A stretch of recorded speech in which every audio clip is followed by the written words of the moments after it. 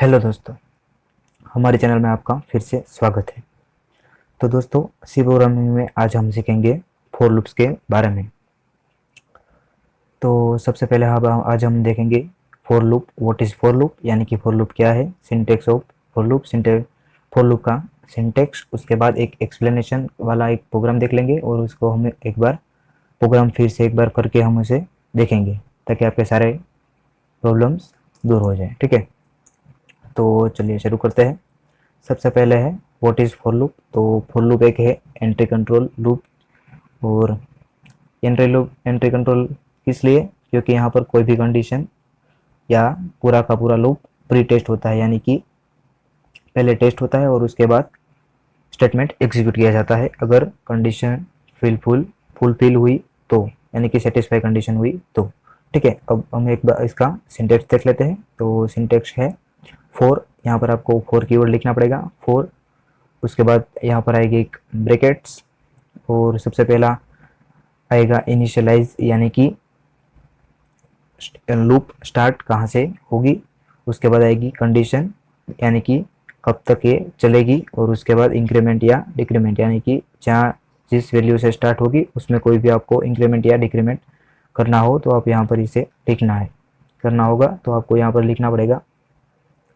और स्टेटमेंट, यानी कि जब तक ये कंडीशन यहाँ से स्टार्ट होकर जब तक कंडीशन फॉल्स नहीं हो जाती तब तक ये स्टेटमेंट एग्जीक्यूट होता ही रहेगा। ठीक है, तो वो ये बात हो गई सिंटेक्स के बारे में। और अब हम इसे एक बार इसका एक एग्जांपल हम आपको एक्सप्लेन करते हैं ताकि आपको कोई भी दिक्कत ना रहे। तो हमारे पास यहाँ पर है एक एग्जांपल फॉर लूप का। तो चलिए हम इसे आपको एक बार समझा देते हैं। तो सबसे पहले हमने दोनों की दोनों हेडर फाइल इंक्लूड कर दी है, std.conio.h। और यहाँ पर void main की मेथड स्टार्ट हो गई है। सबसे पहले होगा यहाँ पर इंटीजर i। तो i किस लिए है तो मैं आपको बता दूँ। आपको अगर फॉर लूप यूज़ करना है तो सबसे पहले आएगा इनिशियलाइजर, यानी कि ये वाला भाग। तो आपको यहाँ पर आप जो भी वेरिएबल लेना चाहते हो जहाँ से आपका लूप की वैल्यू स्टार्ट होती हो, तो यहाँ पर आपको इसे एक बार डिक्लेयर करना पड़ेगा यहाँ पर। और इसलिए हमने यहाँ पर इसको आई को लिया है।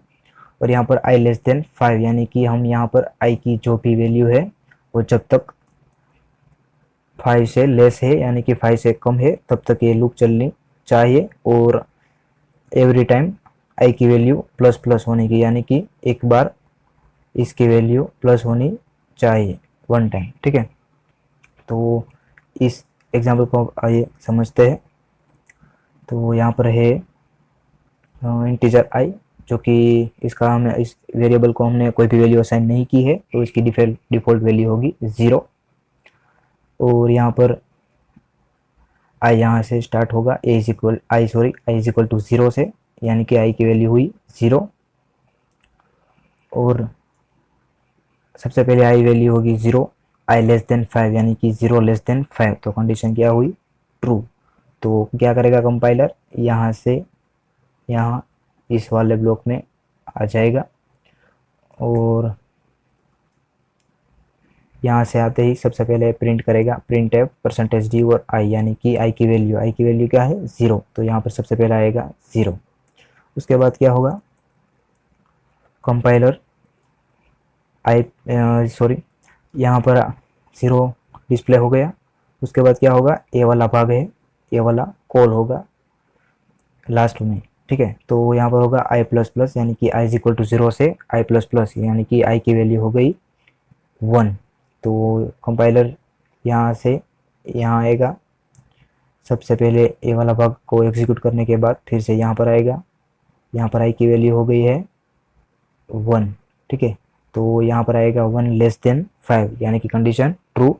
तो फिर से क्या होगा, कंडीशन ट्रू होने पर यहाँ से सीधा यहाँ पर आएगा। और यहाँ पर हमने इस वाले ब्लॉक में जो भी हम लिखेंगे वो सारा का सारा एग्जीक्यूट करेगा। और इसके बाद यहाँ पर आए के सीधा यहाँ पर आएगा ए वाले भाग पे आई प्लस प्लस, यानी कि आई की वैल्यू क्या हो गई, यहाँ पर एक डिस्प्ले करने के बाद आ गई 2, तो यहाँ पर चेक, फिर यहाँ से आएगा यहाँ पर और चेक करेगा I is equal to true, condition true है क्योंकि 2<5, तो यहाँ पर फिर से आएगा और यहाँ पर आने के बाद होगा डिस्प्ले 2। उसके बाद फिर से यहाँ से यहाँ आएगा, आई की वैल्यू प्लस प्लस यानी कि आई की वैल्यू हो गई 3। फिर यहाँ 3 होने के बाद यहाँ पर आएगा और दिखेगा 3<5। ऐसे ही चलता रहेगा जब तक 5 वैल्यू ना आए, 5<5। ठीक है, जैसे ही 5<5 आएगी तो क्या होगा, कंपाइलर सीधा यहाँ से यहाँ तक यहाँ आ जाएगा। ठीक है, तो चलिए हम इसे एक बार देख लेते हैं। इससे पहले मैं आपको फिर से एक बार बता दूं, शायद आप अभी भी कंफ्यूज होंगे। तो सबसे पहली बार यहाँ पर आई की वैल्यू 0 होगी और एक कंडीशन चेक होगी, और अगर कंडीशन ट्रू है तो यहाँ पर आएगा और ये वाला ब्लॉक एग्जीक्यूट होगा। ये वाला ब्लॉक एग्जीक्यूट होने के बाद कंपाइलर यहाँ से सीधा यहाँ आता है, आई प्लस प्लस होगा और उसके बाद प्लस प्लस होने के बाद यहाँ आएगा और ये चेक होने के बाद फिर से ये वाला स्टेटमेंट एग्जीक्यूट करेगा अगर कंडीशन ट्रू है तो।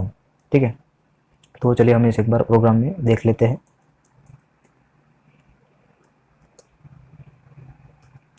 तो यहाँ पर हम सबसे पहले हेडर फाइल इंक्लूड कर लेते हैं।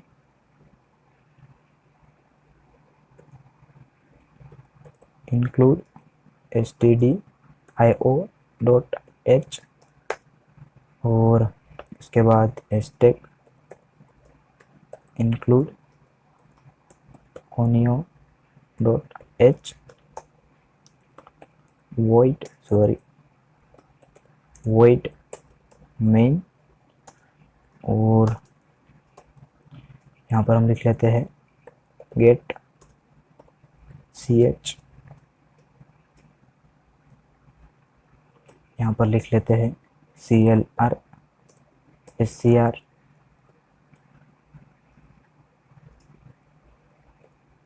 दोस्तों, अगर आपको नहीं पता है कि stdio.h क्यों हम लिखते हैं, conio.h क्यों लिखते हैं और ये हेडर फाइल का मतलब क्या होता है, हमें इसे क्यों लिखना ही पड़ता है, और CLR का मतलब क्या होता है और गेट ch का मतलब क्या होता है, तो प्लीज़ आपको अगर नहीं पता है तो आप प्लेलिस्ट में जाके ये मेरी वीडियो देख सकते हैं। एक हमने इस टॉपिक पे स्पेशली वीडियो बनाया है ताकि आपको कोई भी कन्फ्यूज़न ना हो सी प्रोग्रामिंग सीखने में और आसानी से आप सीख सके।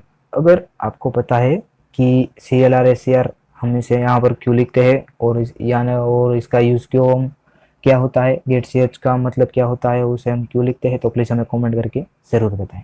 ठीक है, तो चलिए सबसे पहले हम एक वेरिएबल ले लेते हैं इंटीजर आई का, और यहाँ पर हम अपना लूप स्टार्ट करते हैं। लूप के लिए फॉर लूप के हमें फॉर कीवर्ड का यूज़ करना पड़ेगा, तो लिख लेते हैं फॉर ब्रैकेट, और ब्रैकेट में 3 तरह के पैरामीटर्स, यानी कि सबसे पहला होगा इनिशियलाइजर, यानी कि आपका लूप कहाँ से स्टार्ट होगा, तो हम लिख लेते हैं आई इज इक्वल टू 0, यानी कि आई इज इक्वल टू 0 से स्टार्ट होगा, 0 वैल्यू से स्टार्ट होगा।